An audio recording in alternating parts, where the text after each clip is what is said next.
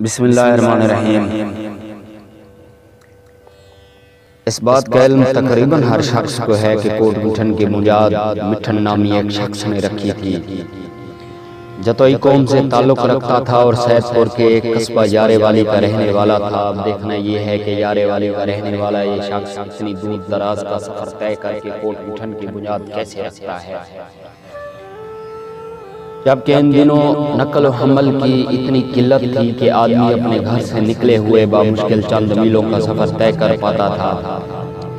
چنانچہ اس سوال کا حل تلاش کرنے کے لیے ہمیں تاریخ کے اوراق میں جھانکنا پڑے گا۔ اس کے علاوہ مٹھن خان کی قومیت کے بارے میں جو ابہام پایا جاتا ہے کہ وہ گپانگ تھا یا جتوئی، اس معاملے کا حل بھی اس بحث کا حصہ ہے۔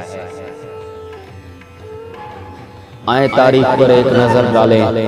حضرت بہاول الدین زکریا رحمۃ اللہ علیہ کی نسبت سے ملتان اور اس کے بیشتر نواحی علاقے سلسلہ سہروردیہ سے منسلک ہو گئے تھے۔ اچ علی پور اور سید پور کا خطہ بھی اس کے اثر سے خالی نہیں تھا۔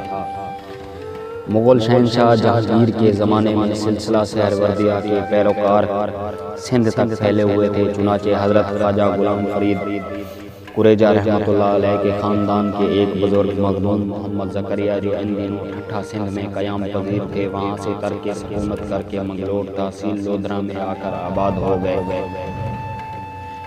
اس خاندان کے افراد تقریباً 3 پشتوں تک منگلور میں آباد رہے۔ حضرت خواجہ غلام فرید رحمۃ اللہ علیہ کا یہ خاندان منگلور پہنچنے پر سلسلہ سہروردیہ سے منسلک ہو گیا، حتیٰ کہ اسی خان وادہ قریجہ کے ایک بزرگ خواجہ شریف محمد رحمۃ اللہ علیہ نے سلسلہ تصوف میں درجہ کمال حاصل کر لیا۔ وہ تبلیغ دین کے داعی تھے اور انہوں نے منگلور کو چھوڑ کر اشاعت دین کا فیصلہ کیا۔ چنانچہ خاندان فرید 18ویں صدی عیسوی کے آغاز میں منگلور کو چھوڑ کر یارے والی میں آ کر آباد ہو گئے۔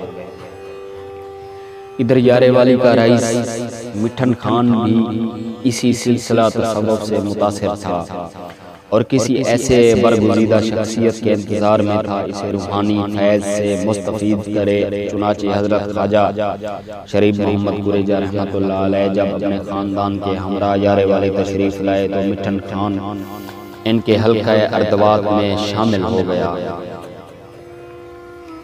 مخدوم محمد شریف نے اپنی سکونت منگلور شریف سے بامقام یارے والی منتقل فرمائی۔ آپ کی نسبت سلسلہ سہروردیہ سے تھی، بکثرت لوگ آپ کے سلسلہ میں داخل ہوئے۔ انشاءاللہ اگلی قسط کچھ دن بعد آپ کی خدمت میں حاضر کریں گے۔